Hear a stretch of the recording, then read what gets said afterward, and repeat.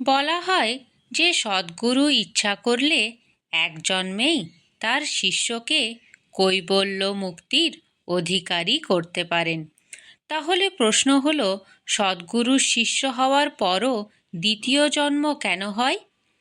ঠাকুর বললেন, যারা সংসারে সুখ ভোগ করবে এবং ভগবান লাভ করবে, এই দুই উদ্দেশ্য নিয়ে সদ্গুরুকে আশ্রয় করে, তাদের দুই জন্ম মধ্যেই কার্য সিদ্ধ হয়।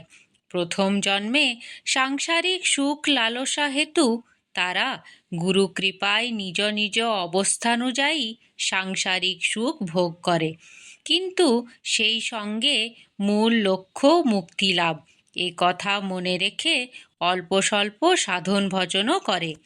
সাধন ভজনের ফলে ক্রমে সাংসারিক ভোগ সম্বন্ধে তাদের বিতৃষ্ণা জন্মায় এবং কিছুটা বৈরাগ্য অন্তরে উদয় হয়।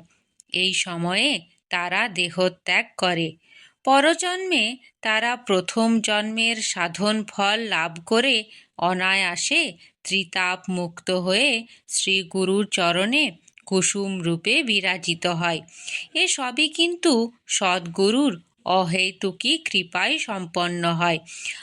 আবার যারা সংসার যাতনায় দগ্ধ হয়ে সংসারের সমস্ত আকর্ষণ ছিন্ন করে কেবল মুক্তিলাভ বা ভগবান লাভের আশায় উদ্ভ্রান্তভাবে সদ্গুরুর চরণ আশ্রয় করে, গুরু তাদের হৃদয়ের ব্যাকুলতা বুঝে এক জন্মে যেন তাদের মুক্তি হয়, সেইভাবে তাদের আপন করে নেন।